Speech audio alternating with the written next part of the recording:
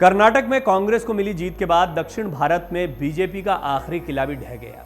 कर्नाटक में बीजेपी की हार से प्रधानमंत्री नरेंद्र मोदी को कितना नुकसान होगा, बड़ा सवाल है। क्या 2024 के लोकसभा चुनाव से पहले पीएम मोदी की लोकप्रियता कम हो रही है? ये भी कई राजनीतिक विश्लेषक अपनी बात कहते रहे हैं।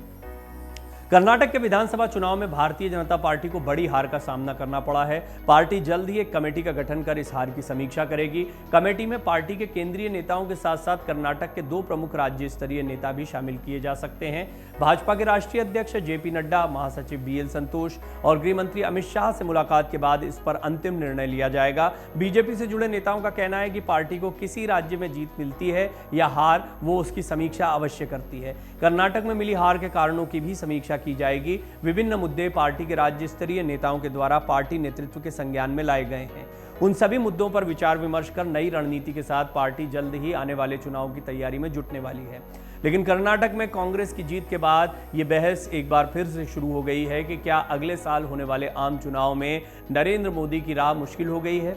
पीएम मोदी को वोटों का जादूगर कहा जाता है, फिर कर्नाटक में भाजपा के लिए अनुकूल माहौल क्यों नहीं बन पाया। बीजेपी पिछले 9 सालों से केंद्र की सत्ता में है और कर्नाटक विधानसभा चुनाव जीतने के लिए प्रधानमंत्री मोदी ने कोई कसर नहीं छोड़ी थी, लेकिन उसके बाद भी पीएम मोदी की ये कोशिश कर्नाटक में रंग क्यों नहीं ला पाई।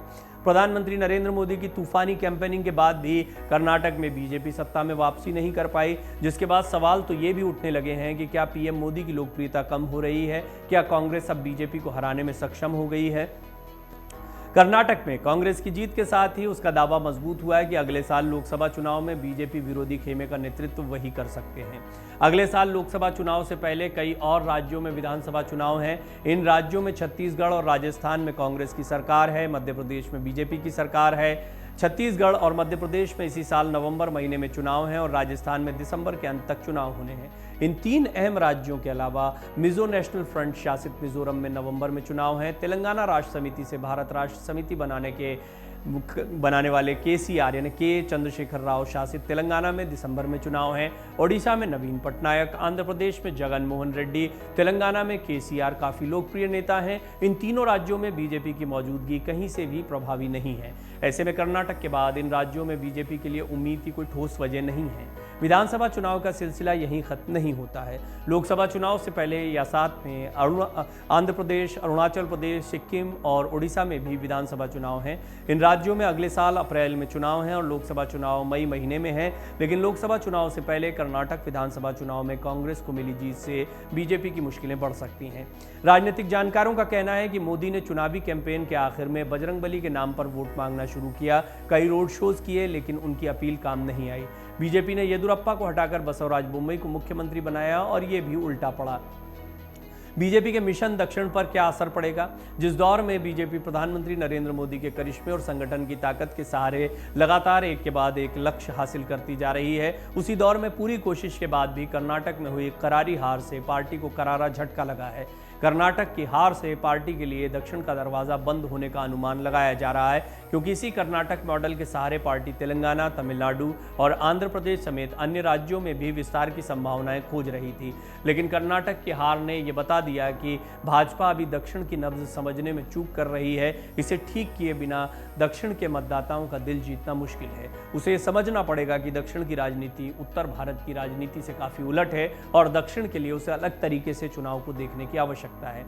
आइए अब हम आपको बताते हैं कर्नाटक चुनाव बीजेपी के लिए क्या संदेश देकर गए हैं। पिछले साल दिसंबर में बीजेपी को गुजरात में रिकॉर्ड जीत मिली थी और कांग्रेस के लिए बहुत बड़ी हार थी। हिमाचल प्रदेश में कांग्रेस को जीत मिली थी, लेकिन हिमाचल में बीजेपी और कांग्रेस के वोट शेयर में मामूली अंतर था। इसको बीजेपी ने बड़ा चढ़ाकर भी बताया। हिमाचल प्रदेश में कांग्रेस का वोट शेयर 43.9% रहा, जबकि 40 सीटों पर जीत मिली थी। बीजेपी का वोट प्रतिशत जो है वो 43% रहा, बहुत आसपास था। 25 सीटों पर जीत मिली थी बीजेपी को, तो वोट प्रतिशत लगभग बराबर था, लेकिन सीटों में डिफरेंस आ गया। लेकिन अब कर्नाटक के चुनाव नतीजों ने कांग्रेस का हौसला बढ़ा दिया है। यहाँ पर वोट प्रतिशत का गैप बहुत ज़्यादा है। राजस्थान, मध्य प्रदेश और छत्तीसगढ़ के विधानसभा चुनाव और फिर 2024 के लोकसभा चुनाव में कांग्रेस इसी बड़े हुए हौसले के साथ मैदान में उतरेगी और बीजेपी को टक्कर देने की कोशिश करेगी। राजनीतिक जानकारों का कहना है कि कांग्रेस के लिए हौसला बढ़ाने वाला चुनाव रहा है। इसने राहुल गांधी में और आत्मविश्वास भरा है। इसके साथ ही इसने बीजेपी को यह संदेश दिया है कि कर्नाटक में येदियुरप्पा और राजस्थान में वसुंधरा राजे जैसे राज्य के बड़े नेताओं के पर नहीं कतरे जाने चाहिए। केंद्र के आदेश राज्यों में कामयाब नहीं होते हैं।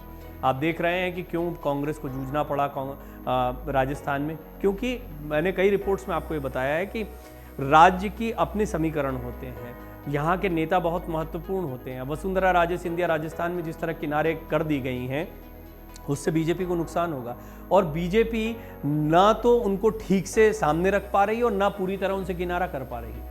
डर है, लेकिन शीर्ष नेतृत्व किसी बात पर अड़े हुए हैं और ये लोकल लीडर्स की अपनी ताकत होती है। आप देखिए कि जैसे कर्नाटक में सीएम बनाने को लेकर भी जो जद्दोजहद चली, उसमें भी ये देखना होता है कि राज्यों के जो लोकल लीडर होते हैं, आला कमान कोई आदेश पारित कर दें वो बाध्य नहीं होते हैं। लोकल नेताओं के साथ वहाँ का कार्यकर्ता होता है, वहाँ के विधायक होते हैं, लिहाजा इन सारे समीकरणों को भी ध्यान में रखना पड़ता है। तो एक बड़ा संदेश ये भी है कि राजस्थान में और अन्य जगहों पर, या फिर आप देख रहे हैं कि मध्य प्रदेश में बीजेपी की चुनौती ये बढ़ रही है कि किस तरीके से ज्योतिरादित्य सिंधिया का खेमा अलग है, शिवराज सिंह चौहान का खेमा अलग है। और शिवराज के खिलाफ बीजेपी में पहले से भी कई विरोधी खेमे पनपते रहे।